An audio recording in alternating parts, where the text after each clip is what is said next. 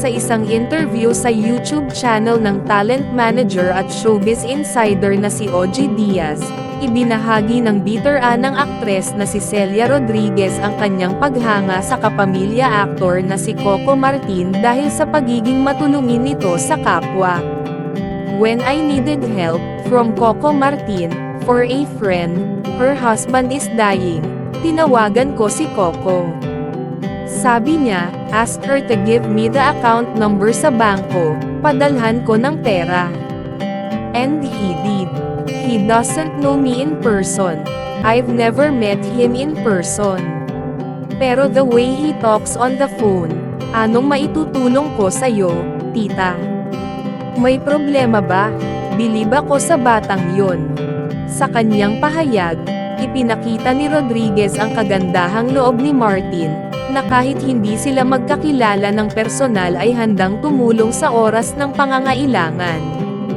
Ang simpleng pakikipag-usap ni Martin at ang kanyang mabilis na aksyon ay nagbigay inspirasyon kay Rodriguez, na lubos na humanga sa kabaitan ng aktor. Dagdag pa ni Rodriguez, hindi lamang ang tulong pinansyal ang naging sukatan ng kabaitan ni Coco Martin. Ayon sa kanya, ang pakikipag-usap ni Martin na puno ng malasakit at pagpapahalaga ay nagsilbing malaking tulong na rin sa kanilang sitwasyon. Hindi niya kailangang gawin iyon, pero ginawa niya. Nakakataba ng puso, ani Rodriguez. Binigyang diin din ni Rodriguez ang kahalagahan ng mga taong katulad ni Martin sa industriya ng showbiz.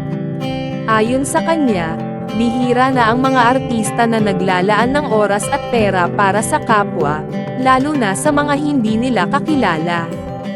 Si Coco, kahit naabala siya, naglaan siya ng oras para tumulong. Iyan ang tunay na diwa ng pagiging artista, ang magbigay inspirasyon at tumulong sa kapwa, dagdag pa ni Rodriguez. Sa huli, hinikayat ni Rodriguez ang iba pang mga artista na tularan ang kabutihan ni Coco Martin. Ayon sa kanya, ang pagiging matulungin at may malasakit sa kapwa ay hindi lamang nakakatulong sa mga nangangailangan kundi nagdadala rin ng positibong imahe sa industriya ng showbiz. Sana marami pang katulad ni Coco.